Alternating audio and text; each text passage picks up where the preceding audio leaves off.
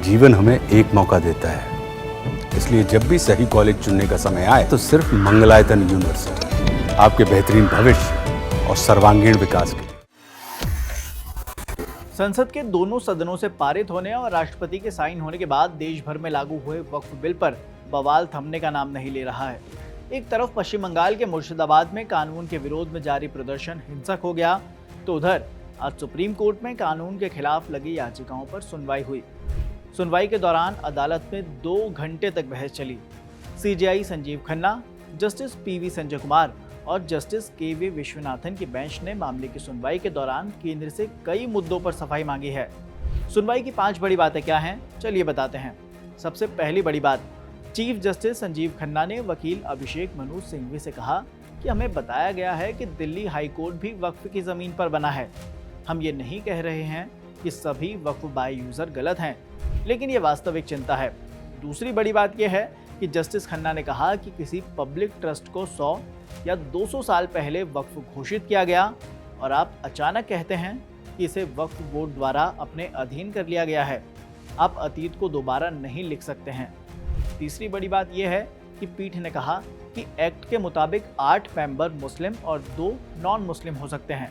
क्या आप ये कह रहे हैं कि अब से आप मुसलमानों को हिंदू बंदोबस्ती बोर्ड का हिस्सा बनाने की अनुमति देंगे? नॉन मुस्लिमों को बोर्ड का हिस्सा बनाने की टिप्पणी पर सॉलिसिटर जनरल तुषार मेहता ने जवाब देते हुए कहा कि फिर तो ये पीठ भी याचिका नहीं सुन सकती। इस पर सीजेआई ने कहा कि जब हम यहाँ बैठते हैं तो धर्म नहीं देखते, आप इसकी तुलना जजों से कैसे कर सकते हैं?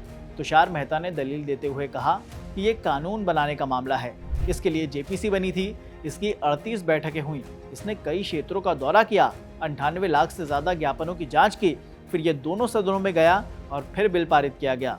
इस सुनवाई के बाद मुसलमानों का क्या रिएक्शन था, वो भी जरा सुनिए। वही लोग जो याचिकाएं डाल रहे हैं, वही लोग मुसलमानों को भड़काकर जो है रोड पे भी ला रहे हैं। बराबर ऐलान कर रहे हैं कि साहब मुसलमानों उठो, उठने का वक्त है, तुम्हारे सर पे तलवार लटकी है और तुम्हारी मस्जिदों के लिए षड्यंत्र किया जा रहा है।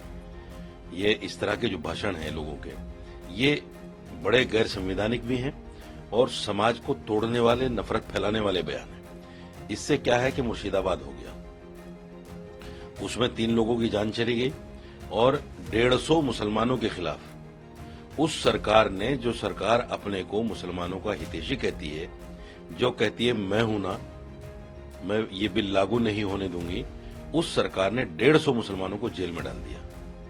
जो मेरी जानकारी वो ज्यादा भी हो सकते हैं।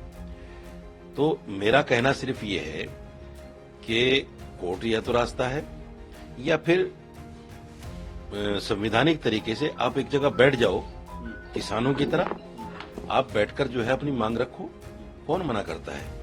लेकिन मुसलमानों को, मेरे नौजवानों को, मेरे समाज के लोगों को आप सड़कों पर लाकर उनको पत्थरबाज साबित करने की कोशिश मत करो।